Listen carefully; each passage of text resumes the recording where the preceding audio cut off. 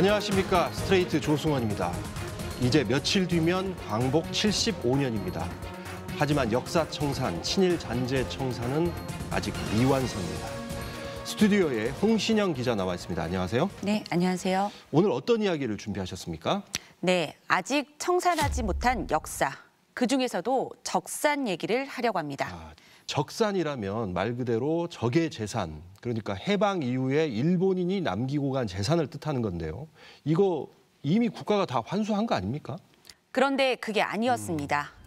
우리가 매일 걸어다니는 길, 논과 밭, 심지어 서울 한복판에도 아직 일본인 명의의 땅들이 남아 있었습니다. 먼저 화면으로 함께 보시죠. 조선총독부가 끊어놓은 두 곳을 90년 만에 다시 연결하는 보건공사가 한창입니다. 바로 옆 창경궁 담벼락에 4.1제곱미터의 작은 땅이 있습니다. 등기부등본의 소유자 이름은 전전승. 1930년 7월 18일에 샀다고 적혀 있습니다. 전전승은 일본인 마에다 노부루입니다. 1920년 조선 헌병대 사령관으로 항일운동을 탄압하던 사람입니다. 일제강점기 직전부터 일제강점기 동안 3.1운동을 비롯해서 한국인이 전개한 항일운동이나 독립운동을 일제가 탄압하는데 가장 상층부 윗자리에서 지휘한 자가 바로 전전승입니다. 서울 동대문 역사공원역. 횡단보도 옆에 제가 밟고 서 있는 이 땅의 주인은 하촌명. 일본인 카와무라 아키라의 땅입니다. 1938년 9월 2일자 매일신보에 그의 이름이 있습니다. 일제의 조선인 통제기구 준비위원이었습니다. 하촌 상점이라는 곡물 판매상을 운영하던 부호였습니다. 숭례문 근처에도 일본인 땅이 있습니다. 땅 주인의 이름은 성내미. 환희상회라는 회사를 운영했던 일본인 이시우침입니다. 일제시대 일본인의 땅은 전국 곳곳에 남아 있습니다. 700년 역사의 수원향교. 바로 정문 앞 제가 서 있는 이곳도 일본인 땅입니다. 땅 주인은 향사농. 일본인 가야마 히로시입니다. 이 일대에만 향사농 명의 토지가 5군데 더 있습니다. 옛 사료를 찾아보니 그는 수원 지역의 엄청난 부자였습니다. 조선 경동철도 수원인세 수원전기를 소유했고 수원 학교조합회 의원도 지냈습니다. 학교조합은 조선인과 같은 학교에 다닐 수 없다며 일본인 전용 학교 만들기에 앞장섰던 단체입니다. 저 일본 이름이가 표기가 안 돼 있으니까 내가 그 한국 사람 소유 이름 것이다. 농기가 다 정리가 됐으니 도로니까 관심들 안 가질 수도 있겠지. 해방 직후 일본인 소유 재산은 미군정으로 넘어갔다가 1948년 9월 한국 정부로 모두 이양됐습니다. 이 땅들은 원래대로라면 모두 국유화됐어야 합니다. 해방 75년이 지났지만 여전히 일본인 명의로 남아있는 겁니다. 제대로 정리가 안 된 땅들은 누군가가 무단으로 사용하기도 합니다. 전라북도 익산. 1,400제곱미터 임야에 비닐하우스와 판매용 나무들이 심어져 있습니다. 이 땅의 소유주도 일본인 신원성, 노무하라 사토루입니다. 조선총독부 문서과장과 경상남도 도지사를 지냈습니다. 이 땅에 농사를 짓고 있는 주민과 연락이 닿았습니다.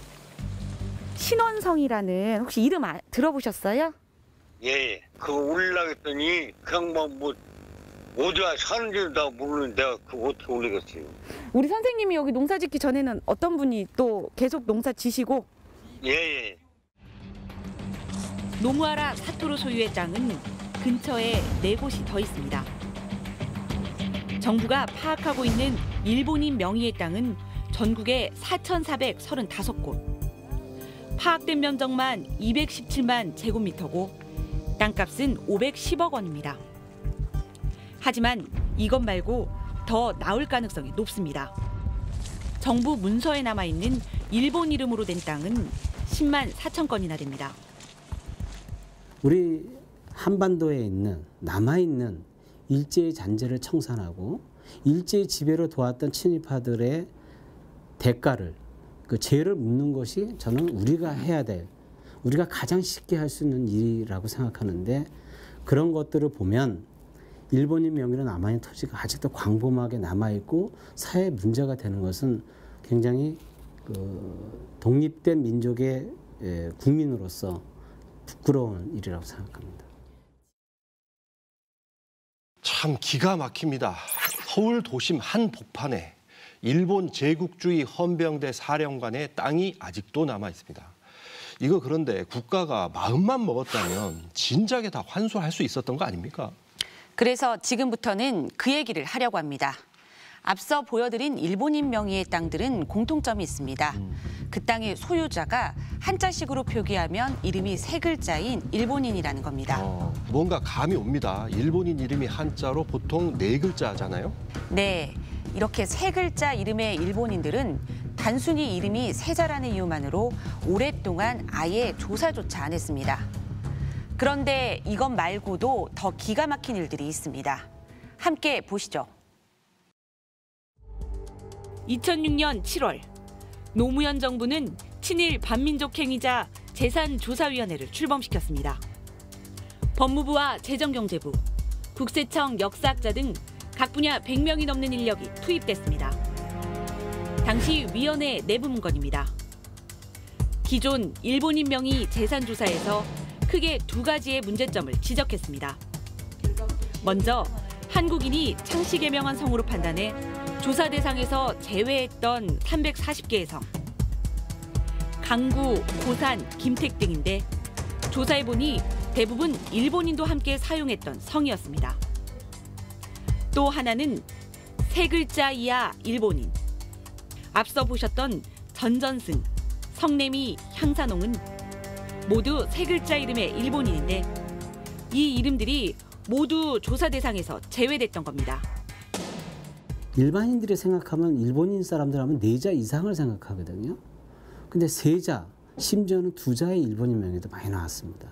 한 10% 이상이 됐습니다. 그래서 그것을 행자부 지적전산망 소프트시켜서 나온 토지의 30% 이상이 아직도 남아있는 일본인 토지로 판명이 됐거든요. 친일재산조사위는 당시 조선에 살았던 일본인 자료를 닥치는 대로 끌어모았습니다. 일제 시기 발간된 그 인물의 일본인이라든가 아니면 상업계통에서 활동한 것 또는 토지와 관련된 명부, 관보에서 또 그 등록된 주소가 있는 4자, 3자 이상 일본인 이름 파악할 수 있는 명단은 자료는 전부 다 긁어서 거기 입력을 하게 된 거죠. 2년 동안 110만 건을 수집했는데 이걸 토대로 당시 조선에 살았던 일본인 27만 명의 데이터베이스를 확보했습니다. 이 데이터베이스와 연동해 이름만 입력하면 일본인인지 판단할 수 있는 프로그램도 개발했습니다. 이제 조사만 하면 다 될 것 같은 그 순간. 역사의 진실을 결코 외면해서는 안 됩니다. 그렇다고 언제까지나 과거에 얽매여 미래로 가는 길을 늦출 수는 없습니다. 이명박 정부는 출범 직후부터 과거사와 관련된 위원회들을 없애기 시작했습니다. 군 의문사 진상규명위원회, 친일 반민족행위 진상규명위원회, 진실 화해를 위한 과거사 정리위원회가 차례로 문을 닫았습니다. 친일 반민족행위자 재산조사위원회도 2010년 해산됐습니다. 1억 6천만 원을 들인 일본인 검색 프로그램도 그대로 사장됐습니다. 이 검색 프로그램, 데이터베이스를 다른 정부 부처로 이관을 하려고 노력을 했는데 다 이관받기를 거부했습니다. 그러니까 이건 친일재산조사위원회 일이지 우리가 맡을 일이 아니다라고 생각해서 애써 정부 예산을 투입해서 만든 데이터베이스가 사실상 사장된 게 참 안타깝습니다. 이명박 정부는 그 업무를 조달청으로 넘겼습니다. 하지만 제대로 인수인계도 되지 않았습니다.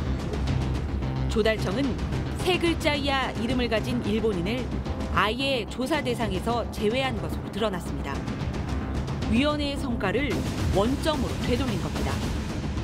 감사원 지적을 받고 문재인 대통령까지 나서서 지시를 내린 뒤에야 뒤늦게 조달청은 조사를 확대했습니다.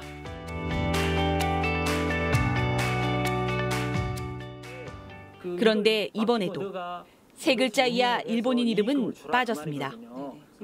조달청은 처음부터 전문성이 없는 자기들이 할 수 있는 일이 아니었다고 해명했습니다.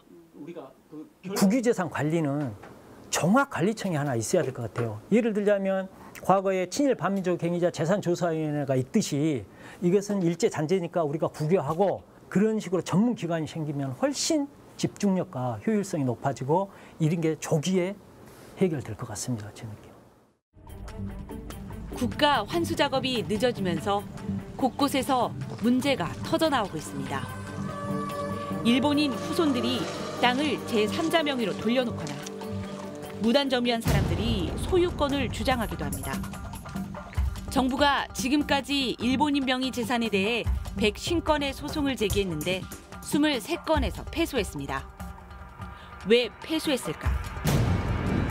스트레이트가 23건의 판결문을 분석한 결과 11건은 일본인 입증 실패, 12건은 취득 시효 완성이었습니다. 20년 동안 누군가가 점유했거나 명의를 자기 앞으로 돌려놓고 10년간 이의 제기가 없으면 국가는 땅을 환수할 수 없습니다. 이미 친일재산조사위원회에서 조사해서 이거는 대한민국 소유 재산이 맞다라고 결정을 했으면 그런 결정을 받아들여서 그냥 행정적인 처리만 하면 되는데 왜 이거를 친일재산조사위원회 활동이 마감된 게 벌써 10년이 됐거든요. 10년이 지나도록 왜 정리가 안 되고 있는지 정말 묻고 싶습니다. 청산되지 않은 역사의 틈을 파고드는 세력들도 있습니다. 2달 전 일본 산케이 신문에 실린 칼럼입니다. 한국의 재벌 SK그룹은 원래 일본 통치 시대 일본인 회사였던 선경에서 유래한 건데 지금 한국인들은 아무도 모릅니다. 이런 식으로 한국이 접수한 일본 기업이 2,373개. 지금 한국 경제 발전의 기초는 일본인이 남기고 간 자산입니다. 그러니 과거사 보상도 모두 한국이 알아서 처리하면 됩니다. 반일 종족주의도 똑같은 주장을 합니다. 일본이 한반도에 남기고 간 재산은 1946년 가격으로 52억 달러를 넘습니다. 그중 22억 달러는 남한에 있었습니다. 애당초 한국 측이 청구할 게 별로 없었습니다. 역사 청산이라는 게 이렇게나 어려운 겁니까? 해방 이후 이승만 정부가 반민특위를 해체했는데 보니까 이명박 정부 때도 비슷한 일이 벌어진 거네요. 지금까지는 일본인 명의 재산을 얘기했는데 이것 말고 친일파 재산 환수 문제도 있습니다. 파도 또 나오는 친일파들의 재산. 곳곳에서 황당한 일들이 지금도 벌어지고 있습니다. 충북 청주의 상단산성. 얕은 언덕을 오르니 묘지가 하나 나옵니다. 묘비에 적힌 이름은 민천식, 민영이 아들. 조선 총독부로부터 자작자기를 받은 대표적인 친일파 민영이의 아들입니다. 등기부 등본을 떼봤더니 땅 주인은 조선 신탁주식회사입니다. 일제강점기 조선 수탈의 천병이던 회사입니다. 이 땅은 원래 1930년대 민영이의 첩 안유풍 소유였습니다. 따라서 명의만 조선신탁회사일 뿐 사실은 민영이의 차명재산으로 추정됩니다. 법인 명의로 돌려놓은 친일파 재산은 환수가 쉽지 않습니다. 그 당시로서는 60년도 더 지난 상황에서 만들어진 특별법이기 때문에 처음부터 그런 한계를 가질 수밖에 수밖에 없다는 점도 인정을 할 수밖에 없었죠. 친일파 재산 환수의 허점은 곳곳에서 드러납니다. 일제로부터 후작자기를 받은 조선 왕족 출신 친일파 이해승.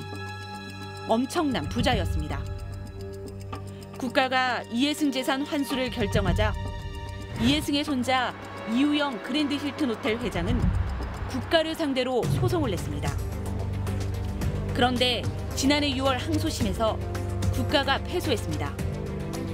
땅이 모두 138곳인데 그중 4제곱미터짜리 작은 땅 한 곳을 제외하고 137곳은 못 돌려받게 된 겁니다. 왜 이런 일이 벌어졌을까? 2007년 친일 반민족 행위자 재산조사위원회는 이해승 재산의 환수를 결정했습니다. 특별법 조항에 따라 한일합병의 공로로 자기를 받은 자의 재산으로 본 겁니다. 그런데 이해승의 후손들은 이해승이 한일합병의 공로 때문이 아니라 그냥 조선 왕족이라 후작자기를 받은 거라고 주장했습니다. 1심은 국가가 이겼지만 2심에서 뒤집어졌습니다. 친일파 후손들의 논리를 그대로 인정해 준 겁니다. 당시 2심 재판장은 박병대. 훗날 대법관이 돼 일제 강제동원 피해자들의 소송에 개입했던 사법농단의 핵심 인물입니다. 한일 병합의 공으로 받은 것이 아니라 그냥 이 대한제국의 황실의 일원이었기 때문에 받은 것이기 때문에 그 친일재산 환수법 규정에 해당되지 않는다. 이런 궤변 같은 소리를 했었던 것이고요, 주장을. 그런데 그거를 항소심 재판부가 맞다.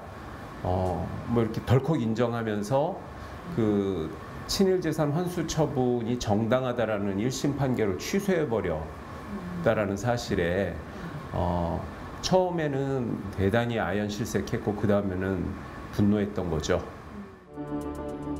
대법원은 재판도 안 해보고 심리불속행으로 그냥 2심 판결을 확정지었습니다.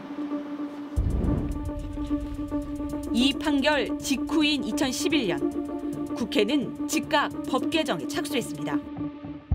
이해승의 재산을 다시 환수할 수 있도록 특별법에서 한일합병의 공으로라는 조항을 아예 삭제하기로 했습니다. 그런데 또 이상한 일이 벌어졌습니다. 국회 심의 과정에서 원래 개정안에 없던 부칙이 추가된 겁니다. 이미 확정 판결을 받은 건 대상에서 제외한다는 내용이었습니다. 이해승의 재산 환수를 위해 특별법을 개정했는데 부칙 조항을 넣어서 이해승 후손들에게만 면죄부를 준 겁니다. 이것이 확정 판결하고 갈등을 빚을 일은 없잖아요. 확정 판결을 받은 사람하고 지금 확정 판결을 받지 않은 사람들하고는 조금 형평의 차이가 있을 수는 있죠. 형평의 차이는 있지만 그 형평이 과거에 잘못된 것을 고치는 쪽 아닙니까? 그렇죠. 그런 것 아닙니까? 우리 민족 정기를 살리고 이런 입장에서는 법안이 필요하잖아요. 다른 국회의원들은 부칙이 무슨 뜻인지 제대로 검토도 안 하고 법을 통과시켰습니다. 법률안은 법제사법위원회의 수정한 대로 가결되었음을 선포합니다. 자랑스럽게 항상 그거를 얘기를 하거든요. 이거를 내가 이해승이 재산을 돌려받게 해준 거라 그랬더니 그때 그거 안 됐을 거려. 그래서 왜요? 그랬더니 그런 얘기를 하더라고요. 뭐 부칙 조항에 뭐가 있어가지고 그게 해당이 안 됐다고. 그래서 저는 정말 기가 막히다고. 만약에 그게 알았으면은 그거를 제가 그걸 통과를 시켰겠습니까?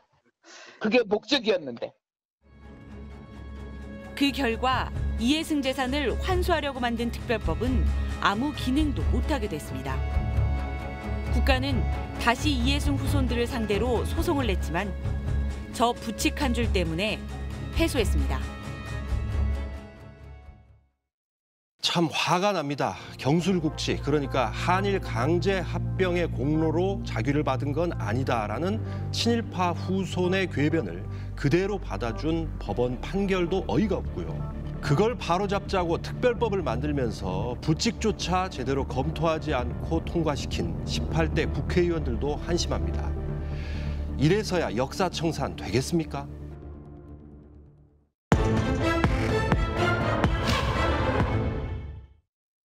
자, 두 번째 이슈로 넘어가겠습니다. 곽승규 기자 나와 있습니다. 안녕하세요. 안녕하세요. 한창 논란이 뜨거운 사안을 들고 오셨어요. 네, 그저께 전공의들이 파업을 했죠. 바로 의대 정원 확충 문제입니다. 정부가 20년 만에 처음으로 의대 정원을 밀리겠다 이렇게 발표했는데 의사협회가 강하게 반발하고 있습니다. 닷새 뒤인 14일 총파업을 예고했습니다. 코로나19 사태로 의료진이 부족해서 의사, 간호사들이 굉장히 고생하고 계시잖아요. 제가 단도직입적으로 좀 물어볼게요. 한국의 의사 수 충분합니까? 부족합니까? 부족합니다. 의사 수만 부족한 게 아니라 특히 공공의료 서비스가 한창 열악합니다. 코로나19 사태로 가장 피해가 컸던 곳이죠. 대구에서 벌어진 일부터 보시겠습니다. 지난 3월 10일 경상북도 경산시 17살 정유엽 군은 마스크를 사려고 동네 약국 앞에 1시간 동안 줄을 섰습니다. 비가 내린 차가운 날씨, 열이 나기 시작했습니다. 이틀 뒤엔 체온이 42도까지 치솟았습니다. 근처 종합병원 선별진료소에 가봤지만 이미 문을 닫은 뒤였습니다. 다음 날 아침 선별진료소를 다시 찾아 코로나19 검사를 받았습니다. 열은 여전히 40도가 넘었지만 입원은 못했습니다. 병원 측은 해열제와 수액 주사만 처방한 뒤 코로나19 검사 결과를 기다리자고만 했습니다. 열 나는 사람은 어떤 다른 방법으로 진료를 받을 수 있도록 해줘야 되잖아요. 예비 같은 경우는 응급 환자였는데도 적절한 어떤 처치도 하나 없이 그렇게 집에 다시 돌려보내고. 오후에 증상이 더 악화됐고 다시 병원을 찾았습니다. 그제서야 병원 측은 오늘 밤을 넘기기 어렵다며 대학병원으로 가라 했습니다. 대학병원은 코로나19 검사만 13번을 반복했습니다. 닷새 뒤 유엽 군은 숨졌습니다. 최종 사인은 급성 폐렴이었습니다. 멀쩡한 애가 기저질환이 있던 것도 아니고 젊은 학생이었었어요. 학생인 그리 있는 애가 갑자기 길거리에서 죽어갔는데 병원 책임이 아니면 그러면 누가 책임이? 우리 보고 저라면 우리가 질 거예요. 이런 사태가 이렇게 돼 있는데 그러면 국가에서 나서서 진상을 알아봐야 될 거 아닙니까? 대구 경북 지역은 2월 말부터 사실상 의료 마비 상태였습니다. 급증하는 코로나19 확진자를 수용하고 치료할 병상과 의료 인력이 절대적으로 부족한 실정입니다.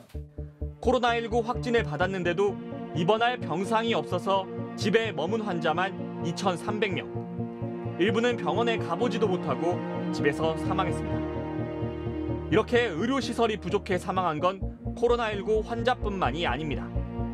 평소 같으면 쉽게 치료될 수 있는 다른 환자들도 치료를 받지 못해 정유엽 군처럼 사망했습니다.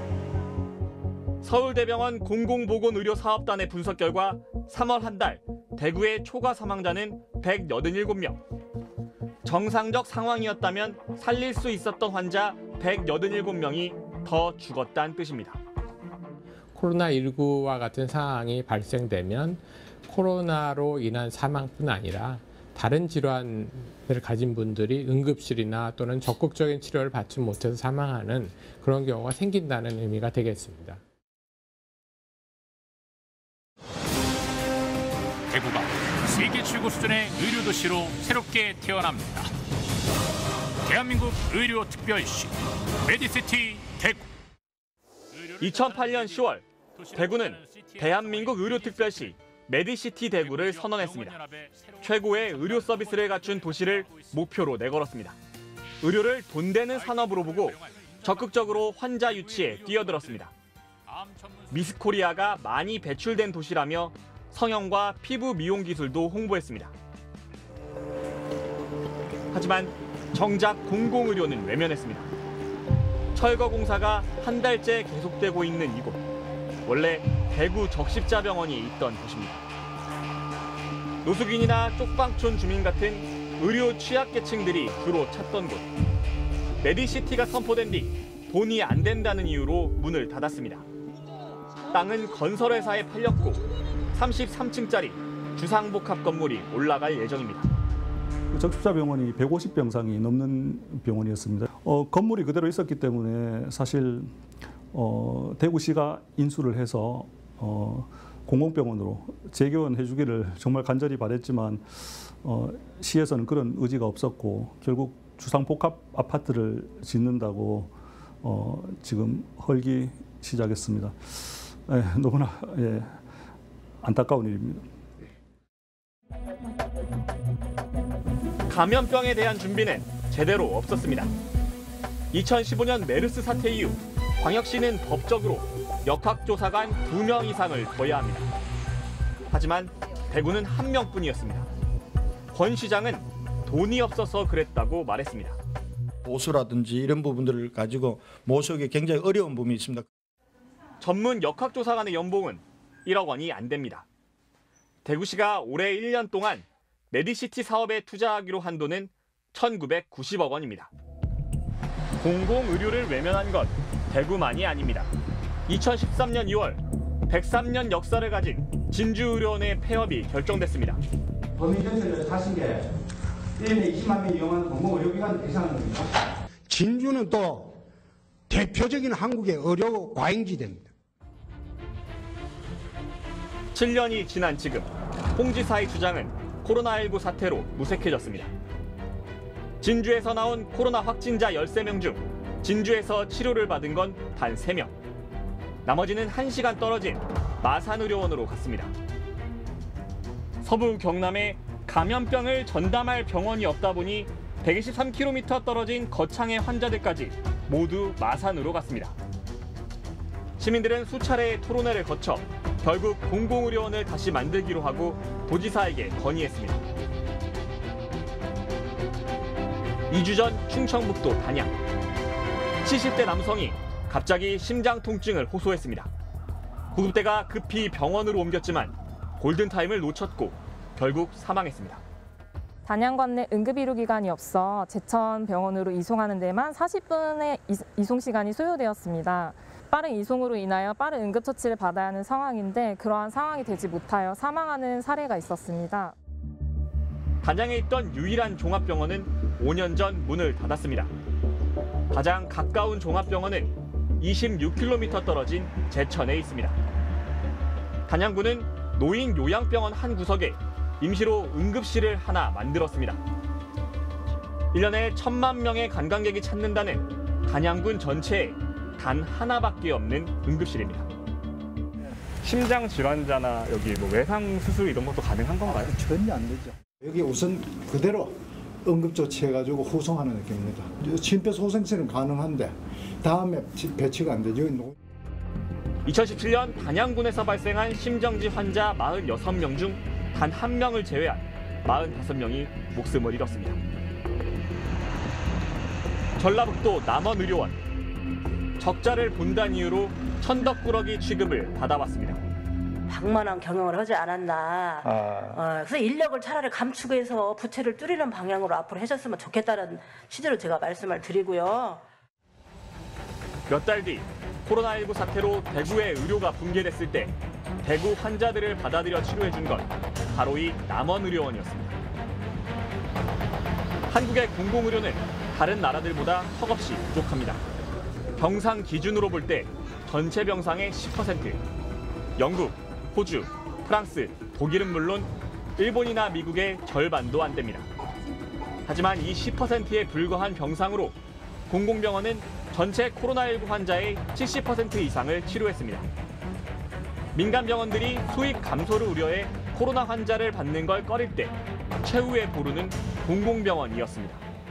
이런 재난 위기 상황에서 국가가 국민의 생명을 보호하기 위해서 즉각적으로 동원할 수 있는 자원으로서 공공병원이 중요하다는 사실이 이번 기회를 통해서 입증된 것 같고요.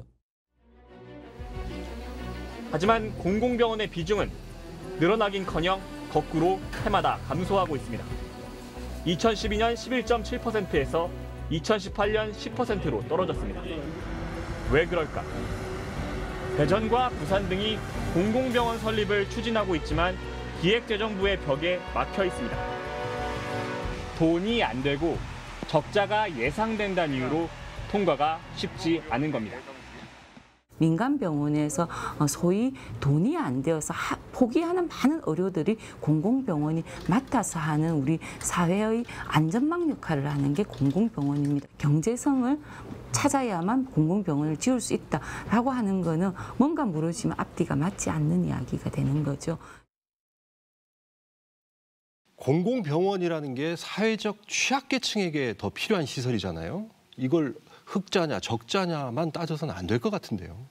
네, 인구 10만 명당 치료 가능 사망률이라는 게 있습니다. 제대로 된 치료만 받았으면 충분히 살릴 수 있었는데 여건이 안 돼 죽은 사람들의 비율입니다. 앞서 보신 충북 단양은 서울 강남의 2배가 훌쩍 넘고요. 경북 영양군은 107.8명으로 강남의 3.6배나 됩니다. 사람 목숨이 사는 데가 어디냐에 따라 왔다 갔다 한다 이런 얘기네요. 네, 결국 지역 간 의료 서비스 격차를 줄이는 게 핵심입니다. 그래서 정부는 의사 수를 늘려서 지역으로 보내자는 방안입니다. 하지만 의사협회가 강하게 반발하며 총파업까지 예고했습니다. 아이고, 곰돌이 배가 아파서 왔어요. 어디 보자. 얼마 전 방영된 드라마 속 의사의 전공은 소아외과. 선천성 질환이나 기형을 가진 어린이를 수술합니다. 하지만 현실에서 이런 소아외과 전문의를 만나기는 쉽지 않습니다. 국내에 단 48명뿐입니다. 10년 전 부산에 내려온 남소연 교수는 그 48명 중 한 명입니다. 일은 더 고되고 출생률이 떨어져 돈은 안 되는 일. 이걸 하려는 의사도 없고 그 의사를 고용하려는 병원도 별로 없습니다. 선천성 기형아 수술을 주로 메인으로 하고 있는데 예측이 되는 부분이 아니잖아요. 근데 자본주의의 논리로 운영되는 이 병원에서 수익이 나지 않는 과에 대해서 투자를 계속 해줄 수는 없거든요. 이른바 돈 되는 진료 과목으로 전공의가 몰리는 현실이 이해는 되면서도 안타깝습니다. 홍보외과나 일반외과를 지원하는 전공의가 없는 건 이제 뉴스에 굉장히 여러 번 나왔잖아요. 그렇죠. 그 중에서 소화를 하는 사람들은 더 없죠. 더 없는 거죠. 그러면 정말로 애뿐만 아니라 어른이어도 외과 수술 우리나라에서 받고 싶을 때 받을 수 없는 때가 오는 거죠. 이렇게 육성이 되지 않으면 슬프죠. 슬프죠.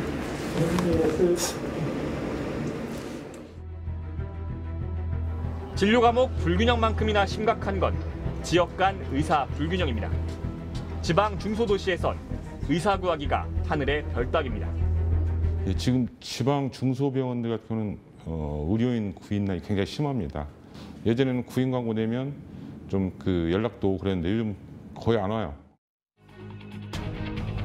정부는 부족한 의사 수를 늘리기 위해 의대 정원 확대 카드를 꺼내들었습니다. 의대 정원은 20년째 늘어나지 않았습니다.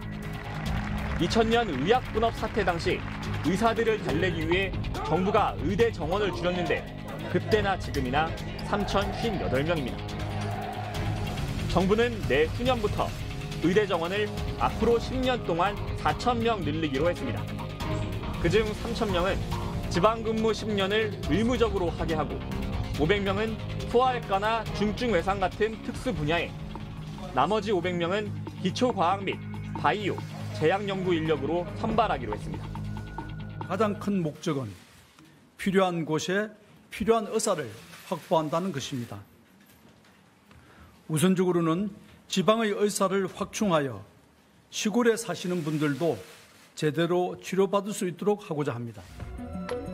여론은 일단 긍정적입니다. 의대 정원 확대에 찬성하는 응답이 60% 가까이 나오고 있습니다. 코로나 때문에도 그렇지만 앞으로 더 필요성이 더 요구될 것 같아요. 지방이 부족하기 때문에 서울로 멀리까지 외래를 오고 이런 경우도 많거든요. 그러나 의사들이 반대하고 있습니다. 전공의협회가 그제 집단 추진한 데 이어 의사협회는 14일 총파업을 예고하고 있습니다. 무분별한 의사인력 증원은 의료비 폭증, 의료 질 저하를 초래할 것이며 현재 우리가 가진 보건의료 문제점을 전혀 개선할 수 없게 될 것이다. 의사 수는 부족하지 않다. 불균형은 의사들이 자발적으로 갈 수 있도록 환경을 만드는 게 해법이라는 게 의사협회의 주장입니다. 하지만 의사수 부족은 통계로 바로 확인됩니다. 인구 1000명당 의사수는 2.4명, OECD 평균 3.5명에 크게 못 미칩니다. 지역 간 불균형은 더 심각합니다. 세종, 경북, 울산, 충남 등은 서울 의사수의 절반에도 못 미칩니다. 오히려 정부가 의사들 눈치 보느라 제대로 된 해결책을 내놓지 못했다는 비판까지 나오고 있습니다. 네, 유독 지금 우리나라에서 독점적으로 인력 수요를 관리하고 있는 곳은 의사들밖에 없습니다. 그 모든 수치와 데이터가 의사 수요의 절대 부족을 가리키고 있습니다. 이걸 외면하면 안 되고. 정부 계획대로라면 지역에 의사들이 처음 투입되는 건 8년 뒤부터고 이 4,000명이 모두 의사가 되더라도 전체 의사 수는 4% 늘어날 뿐입니다. 스트레이트가 8월 23일에 100회를 맞습니다. 시청자 여러분의 참여를 기다립니다. 스트레이트에 바라는 말씀을 영상으로 담아 카카오톡 스트레이트 채널로 보내주십시오. 채택되신 분들께는 작은 선물을 드립니다. 끈질긴 추적 저널리즘 탐사기획 스트레이트. 광복절 연휴에 한 주 쉬고 8월 23일 100회에 찾아뵙겠습니다.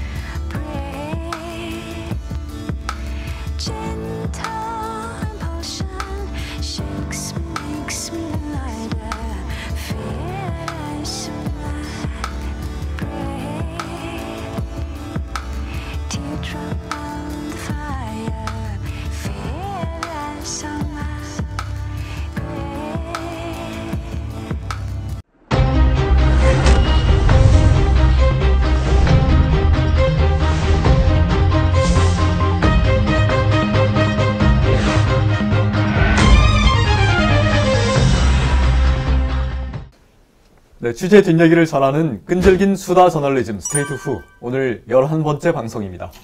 와! 네, 이호찬 취재데스크 나오셨고요. 네, 조승원 MC 그리고 홍신영 기자. 저는 스트레이트 팀장 김현국입니다. 오늘 방송 어떻게 보셨습니까? 이게 뭐 참 황당하고 어이없고 마지막에는 이제 이 분노가 좀 치미는 그런. 근데 전 정말 어이가 없더라고요. 그러니까 처음에는 너무 황당했어요. 그러니까 아니 지금 해방 광복이 지금 75년인데 지금 75년이 지났는데 아직까지도 이런 사실 어찌 보면은 남겨놓고 간 거니까 그냥 문서로 정리하면 되는 거 아니에요? 그렇죠. 서류 정리 아니에요? 그렇죠. 이 서류 정리를 안 해서 이런 황당한 일들이 벌어지게 놔뒀다? 이거는 무능했고 무관심했고 정말 이럴 수가 있는가라는 생각이 들더라고요. 네. 사실은 원칙대로 했으면 미군정이 이걸 다 귀속했고 그러고 나서 1948년에 대한민국 정부가 수립된 이후에는 한국 땅으로 다 그렇죠. 국가 땅으로 다 환수했어야 되는 거 아닙니까? 원칙대로라면. 그러니까 당연히 넘겨받으면 되는 그냥 끝나는 얘기인데 그걸 안 했다는 거 아니에요? 이게 종묘 창경궁 담벼락 바로 아래 일본 헌병대장의 땅이 있어요. 사실 그 역사적인 공간에서 그 아무리 뭐 작은 땅이라고 하더라도 그게 한 공간에서 같이 보이니까 굉장히 좀 황당하더라고요. 사실 방송에도 나왔지만 여기 복원공사가 진행 중인 것도 일종의 역사청산 작업이잖아요. 그렇죠. 원래는 북한산부터 창경궁, 종묘, 남산까지 이렇게 녹지축이 이어져 있었는데 일본 제국주의 조선총독부가 그 사이를 끊어서 길을 내고 그리고 창경궁은 동물원으로 만들어버리고 저희 어렸을 때 창경원 끼리 보러 갔었거든요. 너무 옛날 세대인가요?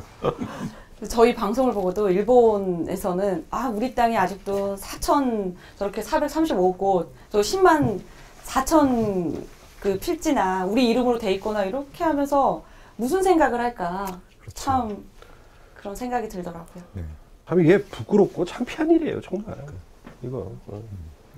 지금 말씀하셨지만 바로 일본에서 이제 그런 주장들이 나오잖아요. 이 방송에 나온 그 산케이 신문 칼럼은 쓴 사람이 구로다 가스히로 혹시 아시는 분은 아시겠지만 산케이 신문 서울 특파원을 오래 했고 극우파 산케이 성향상 이분 글을 보니까 SK그룹이 원래는 선만주단이라는 회사와 그다음에 교토직물, 그러니까 한자식으로 하면 경도직물, 그 앞 글자를 따서 선경.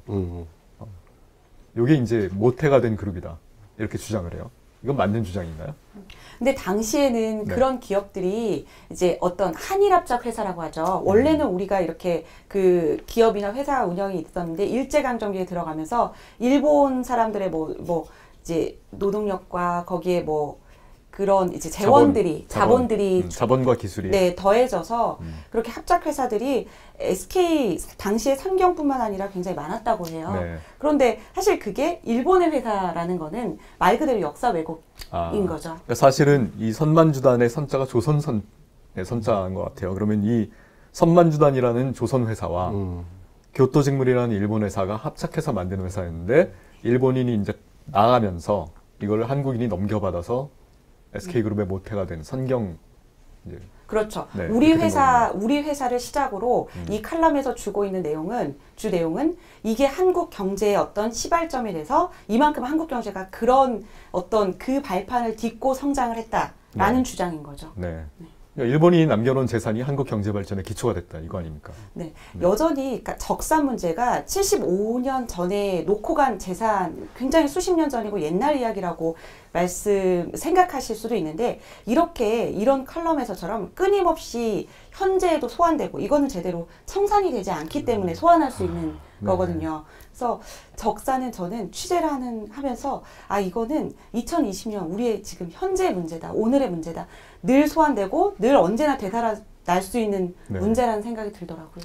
그러니까 자기들이 강점기에 빼앗아간 거는 생각을 안 하고 그렇죠. 빼앗아간 건 그냥 당연한 거고 그래서 자기들이 발전시켜서 놔두고 갔더니 그걸 갖고 우리가 발전했다는 식으로 자기가 상당히 무슨 시혜를 베푼 것이냐 얘기하는 그 관점 자체가 좀 문제가 있는 사실 당시 조선에서 그 수탈에 간 쌀값만 해도 뭐 얼마였습니까? 근데 그런 황당한 일본 극우의 주장들 단순히 일본 극우의 농객들의 얘기가 아니라 우리나라에서도 그런 주장들이 끊임없이 나오고 반일 종족주의에서도 얘기하는 게 그런 겁니다. 일본에서 너무 많은 재산을 그 해방 직후에 놓고 갔기 때문에 이미 줄 걸 다 줬다. 그래서 사실은 한일 청구권에 대해서 글을 쓴 건데 사실은 한국은 애초부터 일본에 더 받을 것도 없었고 더 청구할 것도 없었다. 이런 논리인 거죠. 바로 그 논리가 지금 일제 강제징용 피해자들에 대한 배상도 우리가 할 게 없다. 우리가 놓고 온 재산이 얼만데 지금 이 주장을 근데 국내 학자들도 똑같이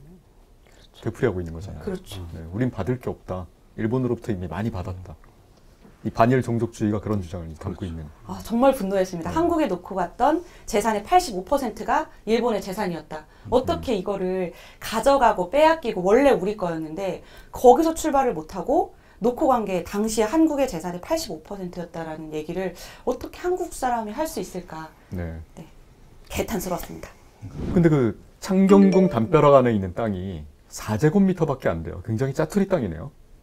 그렇죠. 그래서 사실은 이 땅의 크기보다 제가 이번에 취재 과정에서 좀 추적을 해본 거는 이 땅의 주인이 당시에 어떻게 살았고 누구였는지 사실 그 과정이 되게 쉽지 않았는데 그걸 한번 들여다봤습니다. 어떤 사람들이 여전히 이름이 남아있고 이 사람들이 당시에 어떻게 살았는지 그걸 알고 싶었습니다. 그런데 이제 파고 이제 추적을 하다 보니 조선 헌병대 사령관이 나온 거죠. 우리 항일운동했던 사람들의 그 탄압의 최전선에서 앞장서서 그걸 모든 걸 지휘했던 사람의 이름이었던 거죠. 이 사람이 땅을 4제곱미터만 가지고 있지는 않았을 거 아닙니까? 원래 주변 일대 더 많았겠죠. 나머지 땅들은 그럼 어떻게 된 겁니까? 아마도 도시가 계속 개발되고 도시의 모습이 바뀌면서 그런 땅들은 뭐 일부는 국가가 환수됐을 수도 있고 뭔가 소유권 다툼이 드러날 수밖에 없는 상황들이 있었을 것 같아요. 그래서 그 국가에 환수된 것도 있고 뭐 이렇게 이제 뭐 도로나 길거리에 편입된 거는 미처 정리하지 못한 걸로 생각이 되더라고요. 그러니까 법에 따르면은 그러니까 일본인 명의가 입증이 되면 이제 환수가 될 수밖에 없는 거잖아요. 근데 그 4제곱미터 땅이 남아있다는 거는 해방 이후에 그 4제곱미터 땅이 어떤 뭐 개발이든 무슨 소유권 이전에 이런 권리 변동이 없는 상태로 그냥 운 좋게 유지가 된 거죠. 그러니까 이게 일본인 명의 땅이라는 것을 일부러 보지 않는 한은 찾기 어려웠던 것이고. 담벼락 아래 땅이니까 사람 관심들이 별로 없었던 그렇죠. 또 창경궁 근처니까 뭐 개발이나 이런 것도 쉽지가 않았을 것이고. 네. 당시 같이 동행했던 역사학자들 이렇게 궁궐에 바로 인접하게 당시에도 궁이었고 우리나라의 그 요소에 이런 사람의 땅이 많았을 것이다 이렇게 하던 위치에 대해서도 얘기를 하시더라고요. 네. 그거 그냥 먹어버린 사람들도 상당히 있었을 것 같아요. 많겠죠. 정리 안 된 땅들을. 그러니까 실제 지금 이제 지역에 갔을 때는 이제 논밭이나 이런 데들도 아직 남아 있는 데들이 있었는데 그런 거 지금 이제 우리나라 국민들이 이제 무단 점유해서 이제 농사짓고 이런 분들도 계셨고, 네. 근데 그 과거에는 더 그런 사례들이 많이 있었겠죠. 그러니까 이게 해방 직후의 혼란기에 사실 그런 일들이 많았을 것 같습니다. 국가가 제대로 환수하지 않으니까 그냥 내 땅이다 하고 무단으로 점유해서. 아까 취득시효란 말이 나오던데. 그렇죠. 그러니까 무단으로 점유해서 사용한 지 20년이 지났거나 또는 등기를 내 이름으로 옮겨놓고 10년 동안 아무도 거기에 대해서 이의제기를 하지 않으면은 그건 그냥 소유권을 인정해주는 법이 그렇게 돼 있는 거 아닙니까, 민법이? 그러니까 빈 땅인데 문제 삼으려면 이제 일본인이 문제 삼아야 되는데 일본인은 문제 삼을 수 없으니. 그러니까 국가가 빨리 그걸 이제 환수해서 이제 국가의 재산으로 해야 될 역할을 하지 못하니까 이런 일들이 벌어지는 거겠죠. 근데 오랫동안 방치됐던 문제를 어쨌든 노무현 정부 때 여러 위원회들이 출범하면서 과거사를 정리하겠다고 했잖아요. 그 자체는 참 의미 깊었던 일 같은데 이게 그냥 엎어져 버립니다. 정권 바뀌니까. 당시에 저도 굉장히 반발이 심했던 것만 기억을 해서 이번 취재 과정에서 당시의 그런 상황들을 다시 한번 취재를 해서 들여다보니까 굉장한 반발과 이제 그런 역경을 딛고 사실 과거사위원회가 10개가 넘게 대통령 직속으로도 꾸려지고 여러 가지 어떻게 보면 역사를 청산할 수 있는 기회가 만들어졌었던 것 같아요. 근데 기회가 제대로 이렇게 넘어오지 못하고 하지 못하니까 오히려 이후의 시간들은 더 역사가 퇴보되는 결과를 낳더라고요.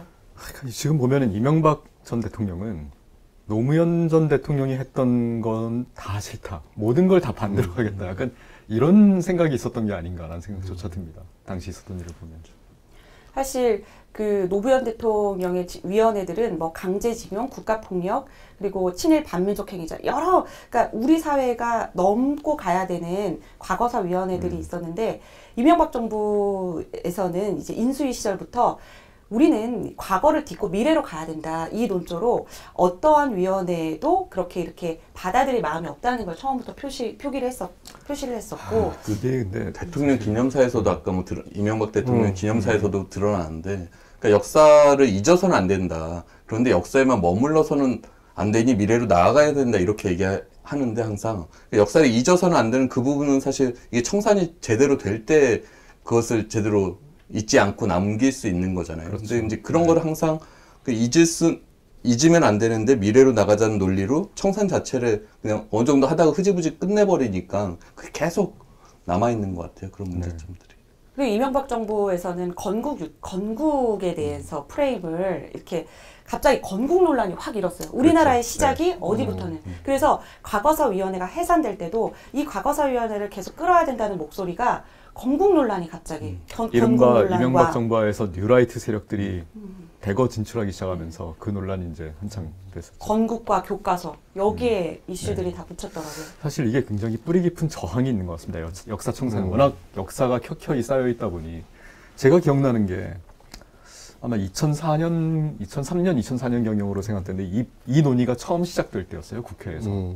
그래서 정부 국회에서 일제강점기 여러 진상조사위원회들이 이제 논의가 되던 시기였는데 제가 그 소위원회를 한번 본 적이 있습니다. 정치부에 있을 때. 근데 참 기가 막힌 일이 있었습니다.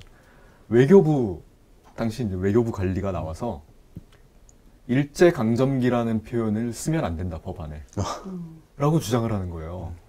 당시에 그 소위에서 심사를 하던 여당 의원들이 화를 낸 거죠. 당신 지금 어느 나라 외교관이냐고. 근데 이 사람들이 일제강점기라는 표현을 쓰면 안 된다고 주장한 이유가 이겁니다. 일본이 반발한다. 외교 문제 된다. 친일 반민족 행위 이런 용어들 너무 과하다. 이걸 못 쓰게 하는 거예요, 법안에. 외교부 관료들이 그랬습니다, 그때. 좀 전에 자료 쓰다 왔는데 일제 시대라고 하니까 틀린 거라고 나오고 일제 강점기로 자동 변환되던데. 외교부 관리가 그런 얘기를 한다는 게 참 안타깝습니다. 저도 참 기가 막혔죠. 지금은 얼마나 변했는지 모르겠지만 그 강제징용 그 건에서도 보면 우리 외교부가 어떤 역할을 했는지 다 아시잖아요. 그러니까 뿌리 깊은 것 같아요. 당시 외교부랑 김앤장이랑 참 우리 중요한 인물이 한 분 더 계시죠. 그렇죠. 박병대 당시에 법원행정처장. 사실 제가 2심 재판장에 그 관심을 가게 된 것은 이게 이해승 소송 때문인데요. 이해승의 어떤 친일은, 그러니까 이해승 앞에는 수식어가 대표적인 친일파가 붙습니다. 그렇죠. 그리고 친일 반민족 행위자 재산조사위원회에 국가가 환수 결정을 내린 재산의 3분의 1이 이해승 후손의 재산, 이해승의 재산일 정도로 굉장히 어떤 그냥 대표적으로 국가가 환수해야 되는. 이 양반이 이제 조선 왕족이기도 하고 한일 강제합병 이후에 자기와 함께 그 은사금을 또 일본으로 받았다고. 그걸 불려서 엄청난 부자가 됐대요. 뭐 조선 제일 부자였다고. 그렇죠. 그래서 국가가 환수 결정을 당연히 했고 1심에서는 이해승은 대표적인 친일파니까 이해승의 재산은 친일 재산이다. 국가가 귀속하는 게 맞다. 너무 심플하게 5장이 안 됩니다. 판결문이. 근데 갑자기 2심에서 이 긴 법에서 조항 하나를 문제를 삼아서 이거는 한일합병의 공으로 자기를 받은 게 아니라 그냥 당시 조선의 왕족이었기 때문에 받기 싫어도 그냥 받은 거지 공로를 세운 적이 없다라는 후손 측 변호인이 주장하는 거를 2심 재판부가 그대로 받아들인 거예요. 기가 막힙니다. 그때 재판장이 박병대. 법 기술자 같은 판결. 그 법의 취지를 이해하려고 하는 게 아니라 법 조항 하나 딱 집어내서 아예 작정하고 내린 판결이 아닌가 싶은 생각이 들 정도예요, 이건. 우리가 굉장히 논리가 빈약할 때 말이 길어지잖아요. 판결문이 굉장히 갑자기 길어집니다. 1심에 있던 그런 심플한 판결문이 2심에서는 이제 10장 넘게 그 조항에 대해서 구구절절 이제 해야 되니까. 당시 그 2심 재판장이 바로 박병대 전 대법관이고 이분이 훗날 대법관이 된 이후에는 법원행정처장으로서 일제강점기 그 강제징용 피해자들 재판에 또 개입을 하게 되는 거죠. 사법농단. 사법농단의 주역이었고. 사실 이거 국가 측에서 소송 대리인을 해서 그 변호를 맡은 변호사님이 정철승 변호사님이 독립운동가 윤기석 옛날에 국방부 장관도 하시고 상해 임시정부 때는 의정원 의장도 하시고 하셨더라고요. 근데 그분의 후손이세요. 근데 재판을 과정에서 참 울기도 많이 울고 너무 분노가 치밀어서 마치 수십 년 전에 그 친일에 대항을 할 때 계란으로 바위 치는 느낌이 들었는데 이 재판 과정에서도 여전히 2000년대에서도 친일과 관련된 문제의 싸움은 계란으로 바위치기 같다. 그 얘기를 하시는데 되게 마음이 아프다. 이 우리 사회의 기득권이 그만큼 뿌리 깊게 친일과 연결돼 있었기 때문에 오랫동안. 그래서 그거를 바꾸겠다고 다시 법을 개정했는데 그것도 엉터리였다는 게 참 거의 정말 황당한 스토리. 이 주성령 당시 법안심사 소위원장하고 황희철 법무차관. 근데 두 사람은 판사 출신, 검사 출신이잖아요. 법을 모를 리가 없잖아요. 그 부칙 조항 하나가 어떤 의미인지 다 알고 있었을 거란 말이죠. 그리고 법무부는 당시에 이미 재산조사위원회가 해산됐기 때문에 그 소송을 국가를 대신해서 맡아서 이 송무를 하는 주체 기관이었습니다. 근데 그 법무부가 이 법의 취지를 무색하게 할 수 있는 부칙 조항에 참여했다는 게 참. 근데 더 기가 막힌 건 사실 김을동 의원이에요, 전 의원. 이번에 어렵게 인터뷰도 해주셨는데 참 안타깝더라고요. 이 법안을 발의하신 분이잖아요. 대표 발의하신 분이죠. 후손이라고 본인이 계속 얘기하시고. 그래서 정말 자랑을 많이 하고 다니셨대요. 내가 법을 바꿔서 이해승 재산을 우리가 이제 다 가져오게 됐다고. 정말 모르셨다고 하더라고요. 아니 처음에 법안 발의할 때는 부칙이 없었던 거고. 그렇죠. 근데 법사위 거치고 하면서 부칙이 추가돼서 어쨌든 본회의에 올라왔을 거 아닙니까. 그럼 투표할 때 본회의에 올라온 법안에서 뭐가 달라졌는지 꼼꼼히 검토 한 번은 해봐야 되는 거 아닙니까? 국회의원이라면. 자기가 발의한 법안인데. 아니, 그 법안을 통과시키려고 하면 무슨 법안인지를 알고 통과시켜야 되는 게 사실 상식적이고 가뜩이나 대표 발의자인데 그걸 부칙이 추가됐다는 걸 몰랐다고 나중에 얘기한다는 게 그것도 사실 그 부칙의 핵심인 게 이해승 재산을 환수하기 위해서 그 특별법을 개정한 건데 그 부칙이 이 개정의 목적 전체를 다 흐트러뜨리는 부칙이었잖아요. 그래서 뭐 김일등 의원은 본인이 몰랐다고 하는데 다른 의원들은 이걸 정말 모르고 통과시킨 건가? 아니면 그냥 알면서도 눈치고 통과시킨 건가? 많은 좀 의문점이 남더라고요. 알면서도 통과시켰어도 문제고 몰랐어도 문제인 거죠, 이건. 그러니까 황당한 게 처음에 법 개정을 할 때는 이해승 후손의 이해승 친일 재산을 환수하기 위해서라는 단서가 붙는데 과정에서 그 단서가 빠집니다. 그러니까 참 황당한 거죠. 아니 그러니까 제가 볼 때는 이런 것 같아요. 그러니까 이번 취재 이걸 보면서 느낀 거는 우리가 얼마나 이 친일 청산, 친일 잔재 청산, 역사 청산을 부르짖어 왔지만 75년 동안 얼마나 정부가 게을렀고 무능했는지 그리고 우리도 또한 이거에 대해서 얼마나 무관심했는지를 보여준 사례 같아요. 그 극명한 예가 아니 일본인 이름이 한자로 내자인 거는 환수하고 세자인 거는 환수 안 했다는 거는 이건 무슨 말입니까? 이게 말이 안 되는 거죠. 이거야말로 정말 극명한 사례예요. 글자 한자 차이 때문에 환수 안 했다는 거는 얼마나 이 사안에 대해서 우리가 민족 정기를 말로만 부르짖었지 얼마나 우리가 우리 국가가 이 사안에 대해서 소홀히 생각해 왔는지를 보여주는 그런 단적인 예라고 보고요. 그 다음에 또 이 친일 재산 환수 이해승 이런 걸 볼 때 아까도 뭐 김영욱 팀장이 얘기하셨지만 정말 우리 안에 이 친일의 그 세력들이 너무나 많다. 저는 그런 생각이 들어요. 그 부칙 조항 누군가 껴넣은 거 아니에요, 그거. 이해승의 재산을 환수하기 위해서 법을 만들면서 이걸 다 무력화하실 수 있는 조항을 누군가는 끼워넣은 거 아니에요. 그리고 의원들이 무능했든 아니면 무관심했든 아니면 어쨌든 간에 이 법이 그렇게 해서 엉터리 법이 또 통과가 돼서 결국은 환수조차 못했다는 거는 우리가 정말 뼈아프게 생각을 해야 되는 거죠. 그리고 이제는 정말 해야 될 것 같아요. 이제 이런 75년 지났지만 언제까지 이 상태로 놔둘 거예요, 이거. 네, 곽승규 기자 나와 있습니다. 대구 얘기부터 시작했습니다. 대구는 사실 코로나19로 인한 가장 큰 피해를 입은 도시였잖아요. 네, 이제 대구가 코로나19 사망자가 절대 다수가 이제 대구에 있고 60% 이상이 대구고 경북 지역까지 확장시키면 이제 70% 이상이 이제 코로나19 사망자가 이제 이 지역에서 나왔는데요. 근데 이제 단순히 코로나19 사망뿐 아니라 기사에서도 언급됐지만 코로나19가 아닌 그러니까 비코로나 사망자도 이제 자연스럽게 이제 병원의 능력이 초과되다 보니까 비코로나 사망자까지 많이 늘게 된 거죠. 네, 그렇게 된 결정적 이유가 뭐였습니까? 그러면 일단은 물론 뭐 신천지 때문이 1차적인 원인이겠지만, 네, 그렇죠. 뭐 이제 신천지가 사실 사상 유례 없는 사태이기 때문에 대비가 안 돼 있던 건 맞고, 근데 다만 이제 대구가 다른 광역시들에 비해서 굉장히 의료 여건이 좋은 편입니다. 그렇죠.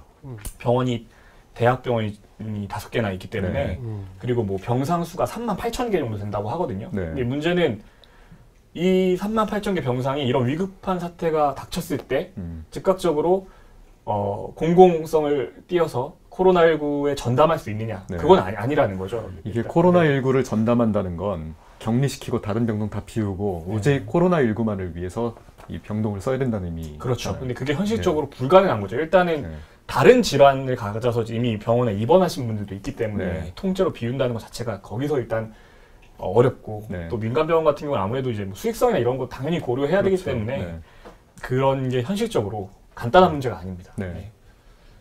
근데 그런 역할을 지금 이 코로나19 사태에서 우리나라에서 해준 게 주로 공공병원들이었다는 거잖아요. 그렇죠. 이제 코로나 환자의 70%를 공공병원이 담당해서 치료했다. 맞습니다. 실제로 이때 보면은 이제 대구 의료원이 이제 지역 공공병원의 핵심이었는데 대구 의료원에서 1차적으로 이제 환자들을 받았고요.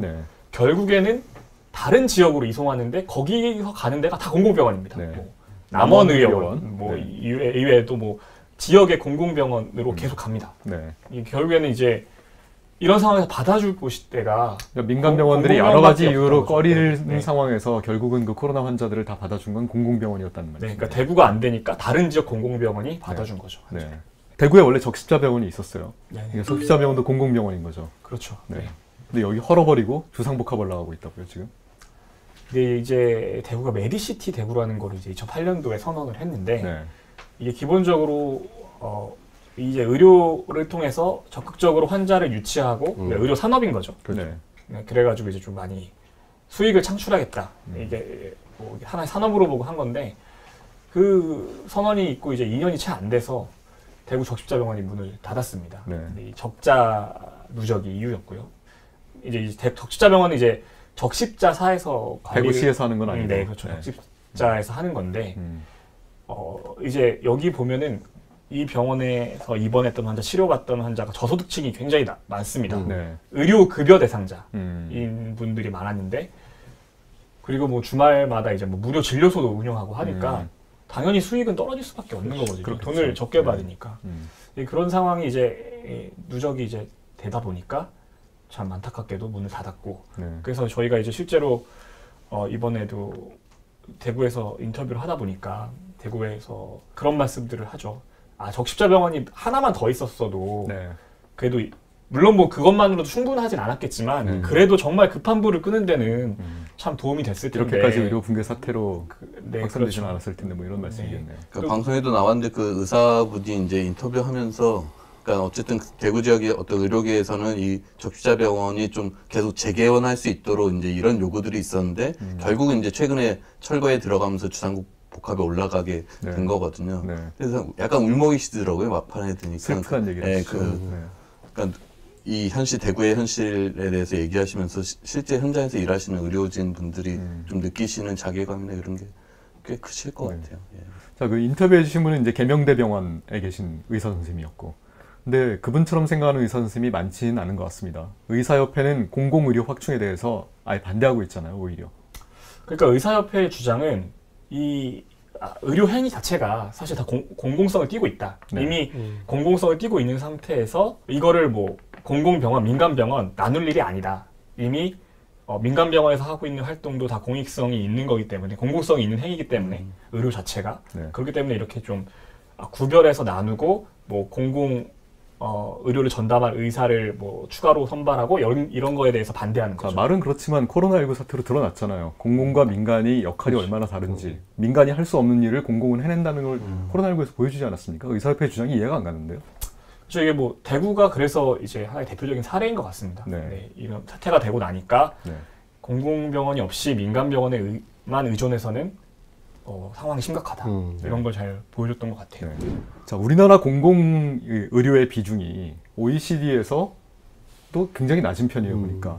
미국 같은 나라가 사실 의료제도가 굉장히 후진적이다 이런 얘기 많이 하는데 미국도 우리보다 2.5배나 높아요. 일본도 우리보다 높고. 캐나다 같은 나라는 거의 90%가 공공 의료로 채워져 있고.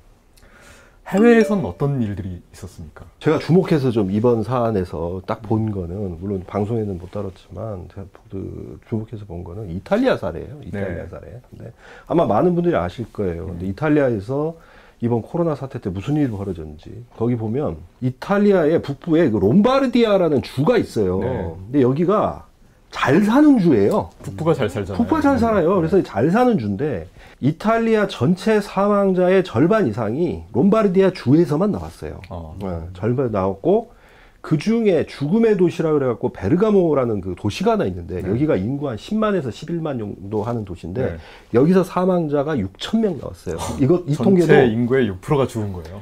10만 명 정도 되는 도시에서 6,000명의 사망자가 나왔는데 이 통계도 한 6월 달 통계니까 지금은 더 늘었을지 몰라요. 그래서 심지어 이 베르가모에서 무슨 일이 벌어졌냐면 너무나 사망자가 많으니까 한 집 걸려 거의 그냥 초상집인 거예요. 그러다 보니까 지역 신문에 부고란이 10페이지가 넘어가요. 자, 왜 그런 일이 벌어진 겁니까, 거기서? 그래서 이게 왜 벌어졌냐? 이 롬바르디아 주의 의료 정책에 주목을 볼 필요가 있는데 얘네들이 이탈리아 주 정부, 그러니까 이탈리아 전체 그 정부에서 독립돼서 의료 체계를 운영을 해왔는데 연방제 국가니까 연방을 하니까 그래서 아주 강력한 연방제라거든요. 그래서 중앙 정부가 터치를 못해요. 그래서 자기네들이 어떤 정책을 펴왔냐면 대대로 의료 민영화하면서 공공병원들을 싹 없앴습니다. 없애고 다 바꿔버려요. 그냥 일반 민영병원으로 바꿔버렸다고요. 바꾸면서 그러다 보니까 무슨 일이 벌어지냐. 우리가 상식적으로 생각하는 일 그대로 벌어진 거예요. 응급실 사라지고 돈 되는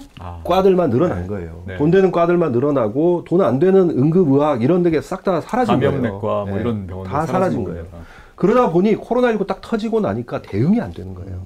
기본적으로. 그래서 저는 이 사례를 보면서 이 공공의료가 코로나19 같은 사태 앞으로 우리가 살아가면서 계속 벌어날 수 있는 거잖아요. 공영의료, 공공의료가 갖는 역할이 뭔지 이번 코로나 사태를 보면서 분명히 좀 깨달아야 된다.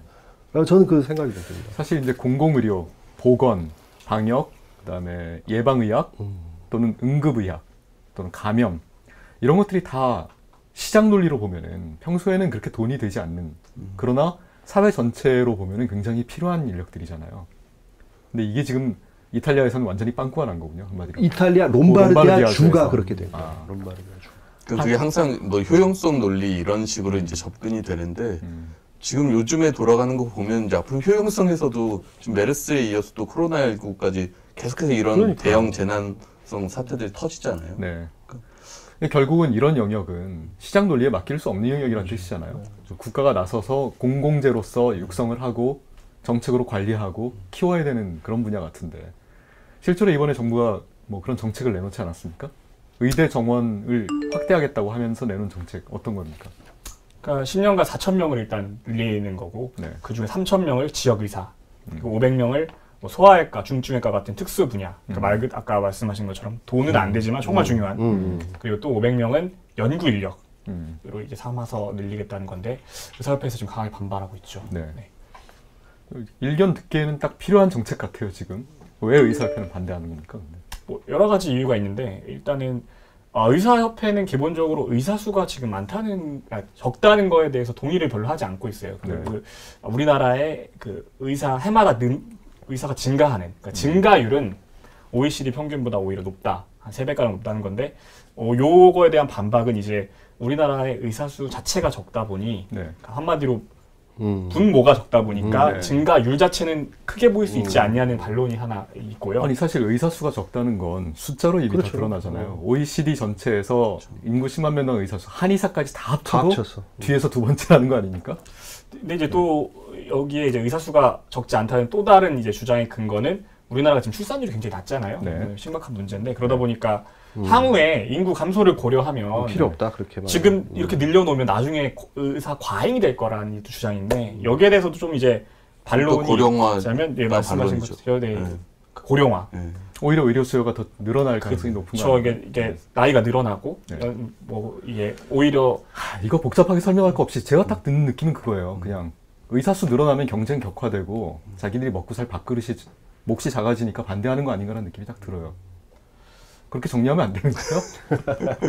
그러면 또 이제 뭐, 마음속 깊이에는 그런 마음이 약간 들긴 하지만 뭐, 양쪽의 입장을 좀 들어보긴 해야 되는데 의사협회의 논리가 약간 좀 지금의 상황에서는 좀 빈약해 보이는 게 맞는 것 같아요. 그러니까 일단은 현실이 곳곳에서 문제가 터지고 있으니까 그럼 도대체 어떤 해법을 내놓을 거냐에 대해서 지금 사실 답을 못 내놓는 사실 이 똑같은 논란이 로스쿨 정원 확대하고 법대 변호사 많이 배출할 때 사법시험 정원 확대하고 이럴 때도 똑같이 벌어졌잖아요. 사법시험을 딱 1년에 300명씩으로 제한 묶어놨을 때 법률 서비스 비용이 굉장히 비싸지 않았습니까? 그러니까 변호사 만나기가 하늘의 별 따기고 너무 큰 돈이 들고 근데 이걸 확대했을 때 어떤 일이 벌어졌는지를 보면은 당시에 법률 서비스 비용이 일단 내려갔고 오히려 변호사들이 영업을 뛰면서 양질의 변호 서비스를 법률 서비스를 국민에게 제공할 수 있는 여건이 어느 정도는 이제 갖춰지고 있는 거잖아요. 의료 시장도 똑같은 일이 벌어지지 않을까. 근데 둘의 공통점이 둘 다 공공의 영역이라는 거예요. 어느 정도 공공적 성격을 가지고 있는. 당시에도 변호사들 반대했죠. 의료 같은 경우에 거의 다 더해서 이제 생명이라는 것을 다루고 있기 때문에 이게 부족했을 때에 치명적이죠. 엄청 치명적이죠. 사람의 목숨이 왔다 갔다 하는 거니까. 의사가 있냐 없냐에 따라서 그리고 지역별 불균형 얘기할 때도 서울에 사냐 어디 지역에 사냐에 따라서 사람 생명의 가치가 달라져 버리게 되는 거잖아요. 그러니까 이거 사실 수요 공급의 논리로만 보기엔 좀 어려울 것 같아요. 사실 의대를 어느 정도 시장 논리에 맡겨둔 셈인데 의대 등록금 엄청 비싸잖아요. 그렇죠. 어느 정도 들어요, 보통? 보통 뭐 그냥 1,000만 원 이상, 1,000만 원 이상. 그럼 이제 사실 뭐 도식화시키긴 좀 그렇습니다만 상식적으로 집에 사교육 좀 시킬 수 있고 공부 잘하는 그런 학생들이 의대에 진학해서 그 비싼 등록금 뭐 한 6년 다니면은 1억도 넘겠네요, 그러면. 그렇죠, 거의. 두 학기 1년에 뭐 2천만 원. 그 정도 든다고 본다면. 그럼 그 정도 등록금을 댈 수 있는 집안에서 의대 보내서 나와가지고는 돈 되는 과목, 성형외과, 거기로 다 이런 데로 다 몰리는 거죠, 이제. 사실 이걸 시장 논리에 맡겼을 때 이런 일이 벌어지는 건데. 그렇죠. 이제 뭐 의사분들 입장에서 당연히 여태까지 들어간 비용이 있기 때문에 교육 비용 상당히 많이 긴 시간 동안 냈기 때문에 어떻게든 당연히 회수하고 뭐 기대 수익이라는 건 당연히 인간이면 발생하는 건데 그러다 보니까 이제 소득이 많은 진료 과목으로 더 몰리는 그런 문제가 좀 있는 것 같습니다. 네. 정부가 내놓은 대책은 이번에 매년 한 평균 400명씩을 지금 의대 정원이 3,000몇 명으로 묶여 있잖아요. 3,000명 정도. 3,058명인데. 예, 3,058명. 20년째 이제 늘지 않고 묶여 있는데 이걸 매년 한 400명 정도씩 평균 늘리겠다. 네, 이 늘어난 정원에 대해서는 국가가 50%, 지방자치단체가 50% 장학금을 전액 지급하고 그렇게 배출된 의사는 10년간 지역에서 의무적으로 근무하도록 그렇게 하는 거죠 지금. 네, 맞습니다. 그러니까 한마디로 공공성을 높이겠다는 얘기네요. 네.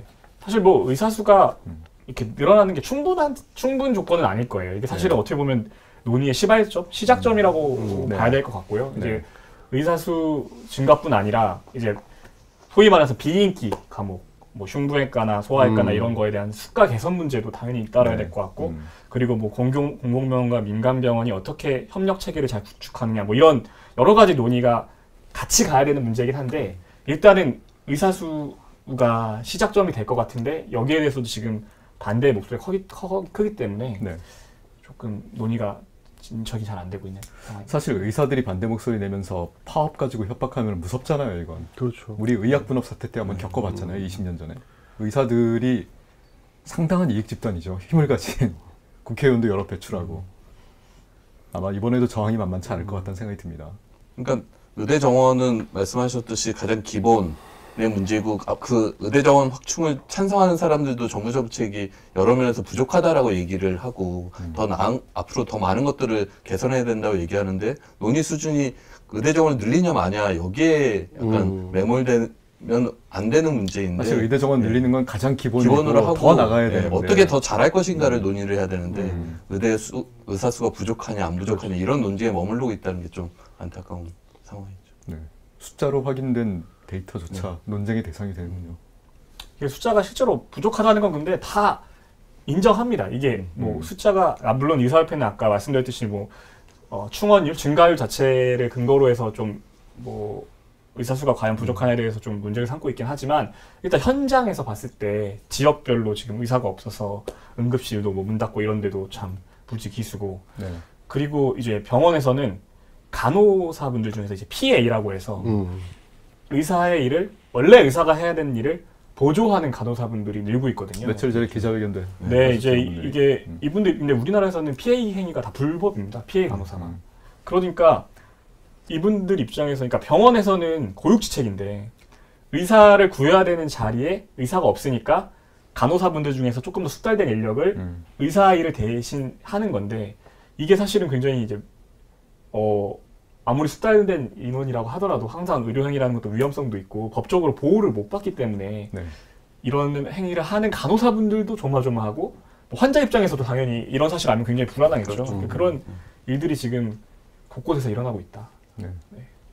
아니 진짜 정말 중요한 문제는 공공의료의 서비스의 수준을 대한민국의 공공의료의 수준을 얼만큼 높일 건가를 지금 의사협회부터 그리고 다 머리를 맞대고 보건복지부, 의사협회 다 머리 맞대고 야 대한민국 지금 공공의료 수준이 지금 낮다. 올리자. 어떻게 할까? 머리를 맞대고 안을 짜서 나가야 되는데 그 첫발 단계부터 지금 이 모양이 됐으니 이게 좀 저는 참 갑갑해요 정말. 사실 훌륭한 의사 선생님들도 많습니다. 제가 20년 전에 이제 의학분업 사태 때 어쨌든 환자는 봐야 된다고 이제 진료를 하신 의사 선생님들이 있었어요. 주로 인도주의 실천 의사협회 소속이셨는데 그분들에 대해서 의사들이 집단적으로 거의 테러를 가하는 걸 봤어요. 이제 문자 테러부터 시작해서 공개적으로 막 욕을 하는 거죠, 그분들을. 정말 국민 건강을 염려하고 어떤 인도주의의 의사 정신을 실천하시는 의사 선생님들이 분명히 계신데 의사 집단에서 자꾸 소수로 고립되고 그러다 보니 의사 집단 전체는 또 국민에게 고립되는 그런 일이 자꾸 발생하고 있는 게 아닌가라는 아쉬움이 듭니다. 네, 저희는 다음 주 광복절 연휴로 한 주 쉬고 8월 23일 100회 방송에서 뵙겠습니다.